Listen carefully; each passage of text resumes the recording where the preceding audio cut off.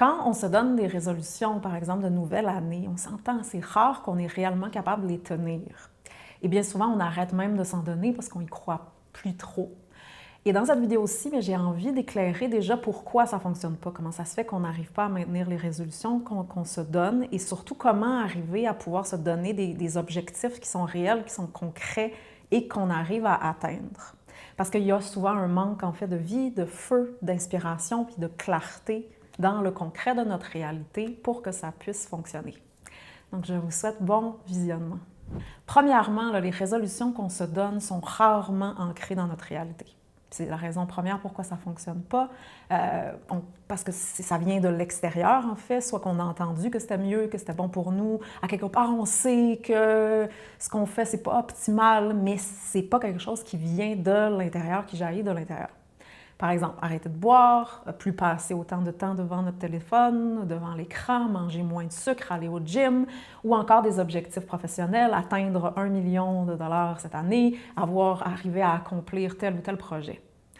On le fait parce que, bien entendu, soit on entretient un certain fantasme, une idée, soit, comme je le disais, on a entendu que c'était bon pour nous, mais ce n'est pas quelque chose que notre système entier est prêt ou sait réellement. Parce que quand ça vient de soi, ça fonctionne.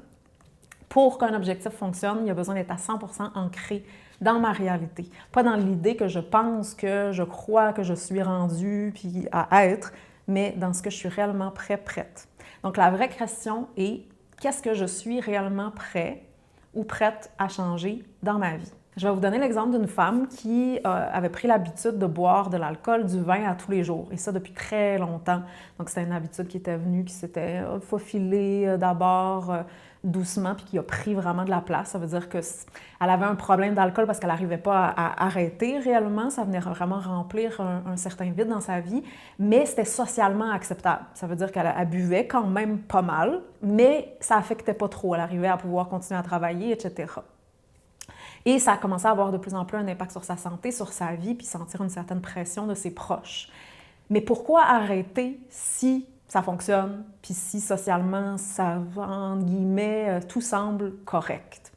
Donc, elle prétendait vouloir arrêter, mais dans la réalité, elle ne le voulait pas vraiment.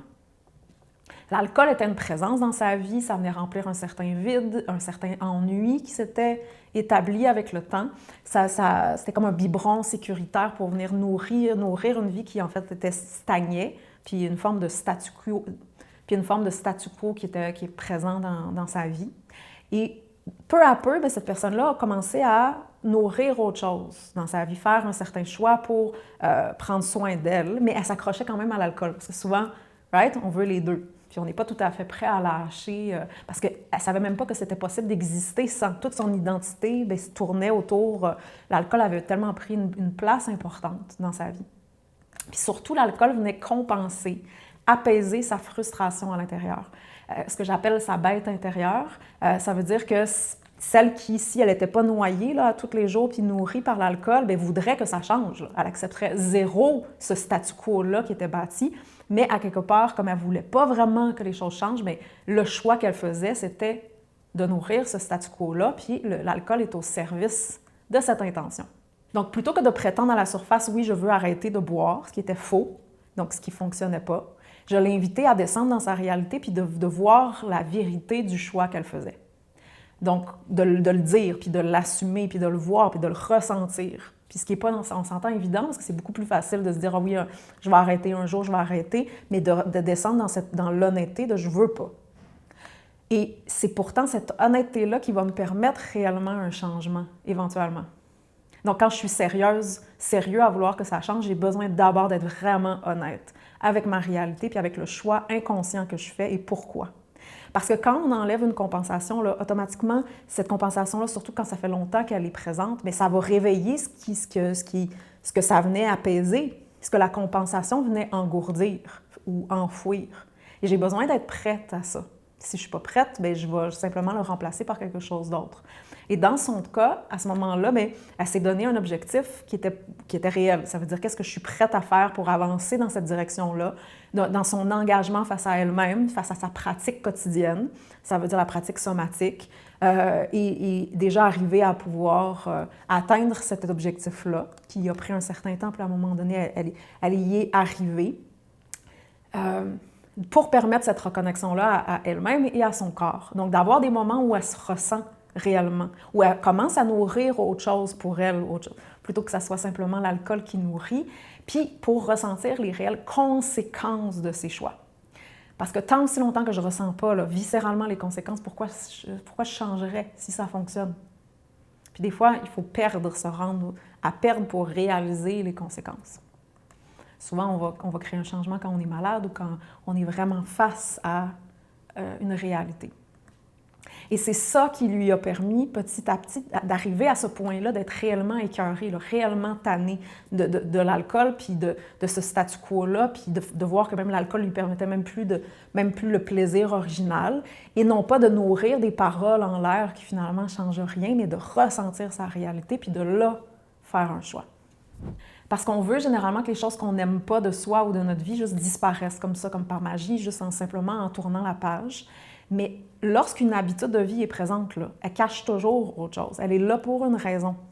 Et donc, pour laisser aller la compensation, j'ai besoin de faire face puis d'apprivoiser ce qu'elle venait compenser, ce qui se cache en dessous. C'est absolument primordial parce qu'on est généralement en bataille contre nos mauvaises habitudes. Là. On se dit on est nul, puis on ne comprend pas pourquoi. Puis alors que, oui, mais si elle existe pour une raison. Il y a une intelligence derrière. Et elles nous servent aussi d'une certaine façon. Donc, si on prend l'exemple de béquilles ici, si je me suis blessée à la jambe puis que je n'arrive pas à marcher sur mes deux jambes, je vais avoir besoin de béquilles pour me soutenir puis arriver à pouvoir avancer pendant un certain temps. C'est pas la faute des béquilles. c'est OK, j'ai une faiblesse, j'ai une blessure, j'ai besoin des béquilles. Et là, pendant ce temps-là, mais petit à petit, j'ai besoin de faire un travail de renforcer la jambe pour éventuellement être capable de pouvoir laisser aller la béquille puis avancer sur mon chemin sans. Le problème, c'est pas la béquille en soi, c'est de si je fais pas le travail puis que je commence à m'habituer d'avoir des béquilles puis que là, je chiale contre les béquilles, parce que souvent on va chialer, c'est la faute des béquilles, c'est comme non, mais je fais pas le travail nécessaire pour pouvoir éventuellement les laisser aller. Donc, c'est la même chose avec nos compensations.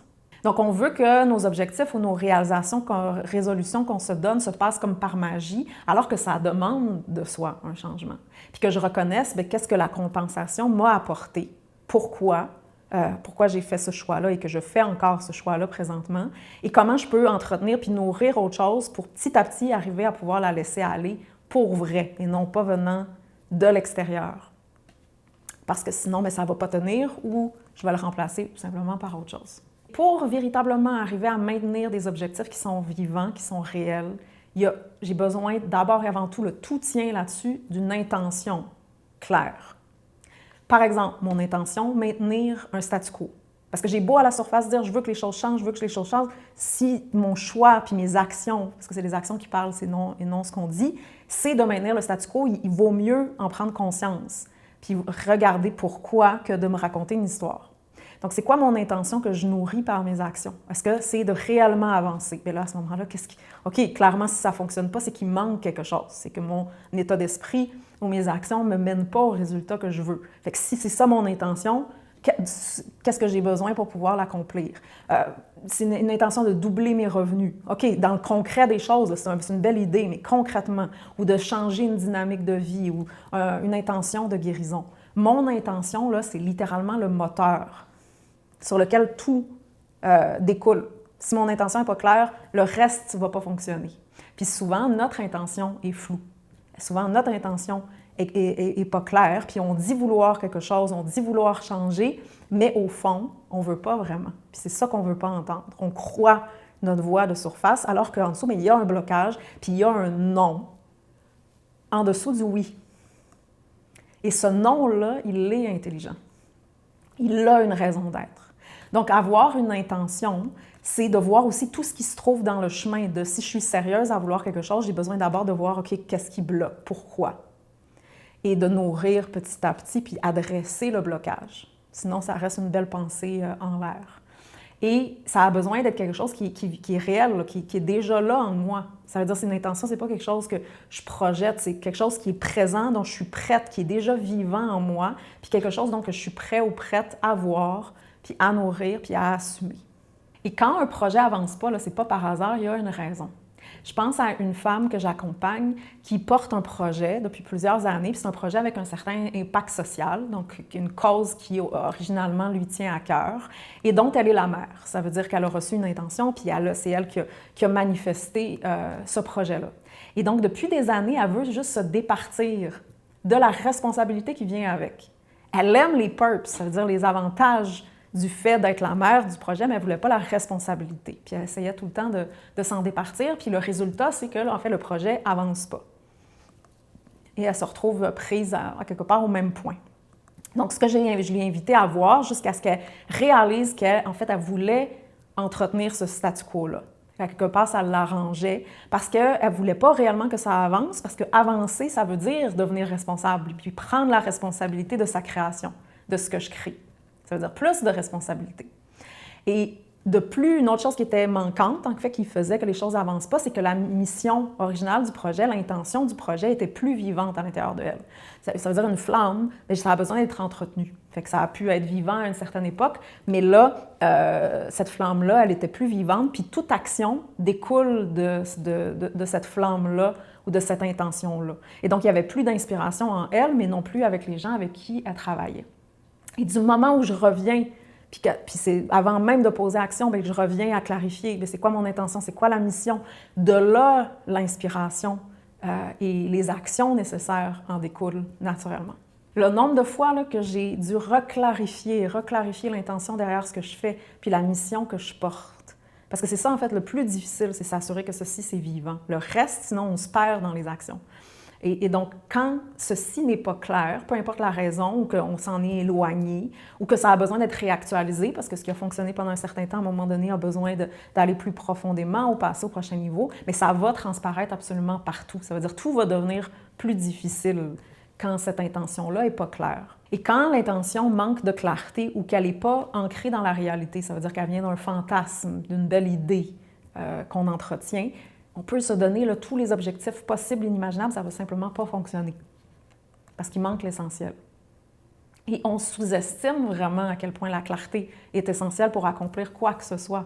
On clarifie tout le reste, mais il manque en fait l'essentiel, puis tout, absolument tout part de là.